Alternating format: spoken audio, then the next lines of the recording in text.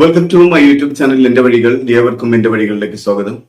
ഇനിയും എന്റെ channel subscribe ചെയ്യാത്തവർ സബ്സ്ക്രൈബ് ചെയ്യുക. എന്റെ വീഡിയോ ഇഷ്ടമായ ലൈക്ക് ചെയ്യുക. തുടർന്നും എന്റെ വീഡിയോകൾ ലഭിക്കുന്നതിന് വേണ്ടി ബെല്ലൈക്കൺ അമർത്തുക. ഇന്ത്യ പാകിസ്ഥാനിൽ വ്യത്യസ്തമായ 9 ഇടങ്ങളിൽ മിസൈൽ ആക്രമണം നടത്തി. ഓരോ ഇന്ത്യക്കാരനും മനസ്സിൽ കൊണ്ടു നടന്നതായിരുന്നു ഇന്ത്യയുടെ ഈ പ്രത്യാക്രമണം. പഹൽഗാമിൽ പൊലിഞ്ഞ ഓരോ ഇന്ത്യക്കാരന്റെയും ജീവന് പകരമാകില്ലെങ്കിലും ഇനിയും ഒരു ആക്രമണം ഉണ്ടാവാതിരിക്കാൻ പാകിസ്ഥാന് ശക്തമായ ഒരു തിരിച്ചടി നൽകണമെന്ന് ഓരോ ഇന്ത്യക്കാരനും ആഗ്രഹിച്ചതായിരുന്നു. അതിപ്പോൾ നടന്നു കഴിഞ്ഞിരിക്കുന്നു. പാകിസ്ഥാന്റെ കണ്ണ് തള്ളിപ്പോകുന്ന നിലയിലുള്ള തിരിച്ചടി തന്നെയാണ് ഇന്ത്യ നൽകിയത്. പാകിസ്ഥാനെ തിരിച്ചടിക്കുമെന്ന് പറഞ്ഞുകൊണ്ട് തന്നെയാണ് ഇന്ത്യ പാകിസ്ഥാനെ അടിച്ചിരിക്കുന്നത്. അതും മർമ്മത്ത് നോക്കി തന്നെ അടിച്ചിരിക്കുന്നത്. പാകിസ്ഥാൻ എന്നും തീവ്രവാദികൾക്ക് ആയുധം നൽകിയാണ്, അല്ലെങ്കിൽ ഭീകരവാദികൾക്ക് ആയുധം നൽകിയും പണം നൽകിയുമാണ് ഇന്ത്യയെ തളർത്താൻ ശ്രമിച്ചിരുന്നത്. എന്നാൽ ഇന്ത്യ എന്നും പാകിസ്ഥാനെ നേരിടാൻ ഇന്ത്യൻ സൈന്യത്തെ മാത്രമാണ് ഉപയോഗിച്ചിരുന്നത്. എല്ലാ പ്രധാനപ്പെട്ട രാജ്യങ്ങൾക്കും ഇന്ത്യ പാകിസ്ഥാനെ തിരിച്ചടിക്കുമെന്ന് മുന്നറിയിപ്പ് നൽകിയിരുന്നതാണ്. ഇന്ത്യ നുഴഞ്ഞുകയറ്റക്കാരുടെ ചേരിയിലല്ല പാകിസ്ഥാനെ ആക്രമിച്ചത് എന്നത് അഭിനന്ദനാർഹമാണ്. ഇന്നലെ രാത്രി 1 മണിക്കും 2 മണിക്കും ഇടയിലുള്ള സമയത്തായിരുന്നു ഇന്ത്യയുടെ മിസൈൽ ആക്രമണം. ആക്രമണത്തിന്റെ ഏകദേശം 20-നോടടുത്ത ആളുകൾ കൊല്ലപ്പെട്ടിട്ടുണ്ടെന്നും ഏകദേശം 100-നടുത്ത ആളുകൾക്ക് പരിക്കുപറ്റി എന്നുമാണ് മനസ്സിലാക്കാനാവുന്നത്. ശരിക്കും പാകിസ്ഥാന്റെ വെല്ലുവിളികളെയും അഹങ്കാരത്തെയും നിഷ്പ്രഭമാക്കിക്കൊണ്ട് കൃത്യതയാർന്ന ആക്രമണം തന്നെയായിരുന്നു ഇന്ത്യയുടെ ഭാഗത്തു നിന്നും ഉണ്ടായിട്ടുള്ളത്. തീവ്രവാദ സങ്കേതങ്ങൾ എന്ന് ഉറപ്പിച്ചു പറയാവുന്ന പാകിസ്ഥാന്റെ 9 തീവ്രവാദ ഇൻക്യുബേറ്ററുകളാണ് ഇന്ത്യ തകർത്തിരിക്കുന്നത്. അതും പാക് അധിനിവേശ കാശ്മീരിൽ മാത്രമല്ല, പാകിസ്ഥാന്റെ അകത്ത് കയറി ഇന്ത്യ ആക്രമിച്ചിരിക്കുകയാണ്. കരസേനയും വ്യോമസേനയും നാവികസേനയും സംയുക്തമായി എല്ലാ അഭിപ്രായങ്ങളും ഏകോപിപ്പിച്ച് സമന്വയിപ്പിച്ച് മിസൈലുകൾ ഉപയോഗിച്ച് നടത്തിയ ഏറ്റവും വലിയൊരു ആക്രമണം തന്നെയാണ് ഇപ്പോൾ നടന്നിരിക്കുന്നത്. പാകിസ്ഥാൻ മിലിറ്ററിയുടെ റൈറ്റ് വിങ് ആണ് പാകിസ്ഥാന്റെ ഭീകരർ. ഇപ്പോൾ ഇന്ത്യ ആ ചിറകുകൾ അരിഞ്ഞു വീഴ്ത്തിയിരിക്കുകയാണ്. പഹൽഗാമിലെ ആക്രമണത്തിൽ സിന്ദൂരമായി അമ്മമാരുടെയും സഹോദരിമാരുടെയും കണ്ണീരിന്റെ മറുപടിയായി ഓപ്പറേഷൻ സിന്ദൂർ എന്ന അർത്ഥപൂർണമായ പേര് നൽകിക്കൊണ്ട് തന്നെയാണ് ഇന്ത്യയുടെ ഭീകരവേട്ട ആരംഭിച്ചത് എന്നതിൽ അതിയായ സന്തോഷമുണ്ട്. എന്നാൽ പാകിസ്ഥാൻ ആക്രമണം നടത്തുമ്പോഴും ഭീകരവാദികളല്ലാതെ നിരപരാധികളുടെ രക്തം ചിന്താതെ നോക്കാൻ നമ്മളും ശ്രദ്ധിക്കേണ്ടതുണ്ട്. പ്രധാനപ്പെട്ട 9 തീവ്രവാദ കേന്ദ്രങ്ങളിലാണ് ഇന്ത്യ ഇപ്പോൾ മിസൈൽ ആക്രമണം നടത്തിയിരിക്കുന്നത്. അതിലൊന്ന് ബഹവൽപൂരിലെ മർക്കസ് സുബ്ഹാനല്ല എന്ന ജെയ്ഷെ മുഹമ്മദ് ഗ്രൂപ്പിന്റെ അതിപ്രധാനമായ ക്യാമ്പാണ്. ഏറ്റവും കൂടുതൽ ഭീകരർ കൊല്ലപ്പെട്ടിട്ടുള്ളത് ബഹൽപൂരിലാണെന്ന് പറയപ്പെടുന്നു. ഇന്ത്യക്കെതിരായ ഏറ്റവും കൂടുതൽ ആക്രമണങ്ങൾക്ക് നേതൃത്വം നൽകിയ ക്യാമ്പാണത്രേ മർക്കസ് സുബ്ഹാനല്ല എന്ന് പറയപ്പെടുന്നത്. രണ്ടാമത്തെ ഭീകര കേന്ദ്രമാണ് ലഷ്കർ തൊയ്ബയുടെ മുരിഡ്ഖയിലുള്ള മർക്കസ് തൊയ്ബ.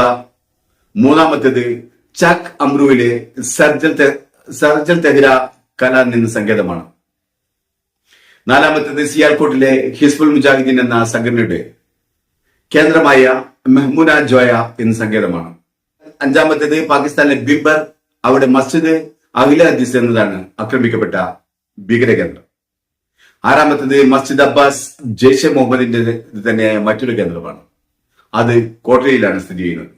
ഏഴാമത്തേത് ഹിസ്ബുൾ മുജാഹിദിന്റെ മറ്റൊരു കേന്ദ്രമായ മസ്കർ റഹീൽ ഷാഹിദ് എന്ന ക്യാമ്പാണ്. 8ഉം 9ഉം കേന്ദ്രങ്ങൾ മുസഫറാബാദിലാണ്. അതിലൊന്ന് ലഷ്കർ തൊയ്ബയുടേതും മറ്റേത് ജെയ്ഷെ മുഹമ്മദിന്റെയും സങ്കേതമാണ്.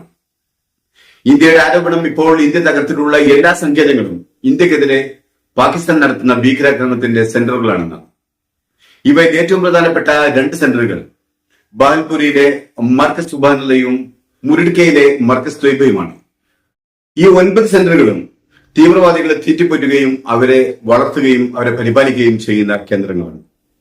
അതേസമയം പാകിസ്ഥാൻ ഇന്ത്യ ആക്രമണത്തെ നിസ്സാരവൽക്കരിക്കുകയും ഇന്ത്യയുടെ 15ഓളം സ്ഥലങ്ങളിൽ പാകിസ്ഥാൻ ശക്തമായി തിരിച്ചടി നൽകിയിട്ടുണ്ടെന്നുമാണ് അവകാശവാദം ഉന്നയിക്കുന്നതും സോഷ്യൽ മീഡിയകളിൽ പ്രചരിപ്പിക്കുന്നതും.